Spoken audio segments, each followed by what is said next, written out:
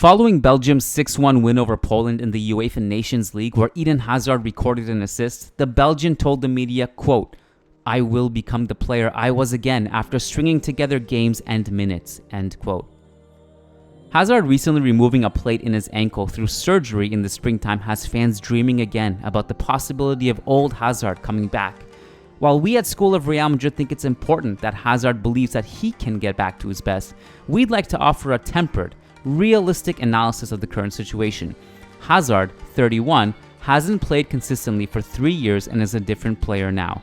We'd also like to remind Madridistas that from 2017 to 2019, Hazard was one of the most devastating offensive forces in the Premier League, the arguable MVP even. In those 2 years, Hazard ranked first in passes into the penalty area, goal-creating actions, shot-creating actions, completed dribbles, carries into the penalty area, carries into the final third, percentage of shots on target, and goal-creating actions per 90. Expecting Hazard to be that again is asking a lot, but let's analyze what Hazard can be, what he's still good at, and where he's liable. To start, let's examine Hazard's current role with the Belgium national team. Hazard's role under Roberto Martinez and the Belgium national team is very difficult to replicate. Belgium play in a 3-4-3, where Eden Hazard typically takes the attacking left wing role. Behind him as the two-way midfielder is Yannick Carrasco. Martinez delegates most of the defensive load on Carrasco's shoulders, which alleviates the burden from Hazard to exert himself off the ball defensively, and it allows him to conserve energy to link up play and attack. Hazard, in turn, roams horizontally as an outlet, almost in a free role, to help his team progress the ball into the box. Though he's still mostly on the left, he roams in both half spaces and is ready to receive progressive passes in transition. While he may not be the devastating, line-breaking, dynamic dribbler who could put defenders in a blender at his peak, he's still very good on the ball, doesn't lose possession, and can create space for himself to play impressive through balls into the box to his teammates. These are the types of splitting passes he can still create regularly. Knowing how Hazard plays with Belgium, it's time to look at his contextual place in Real Madrid's squad. Unfortunately for him, he has several barriers in the Spanish capital from a tactical perspective.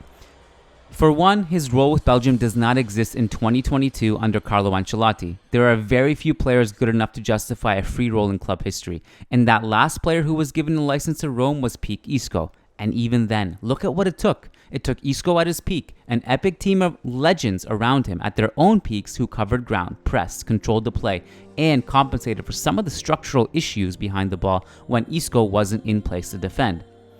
If you put Hazard as the spearhead of the diamond or as a third attacker, you're compensating your structure behind the ball.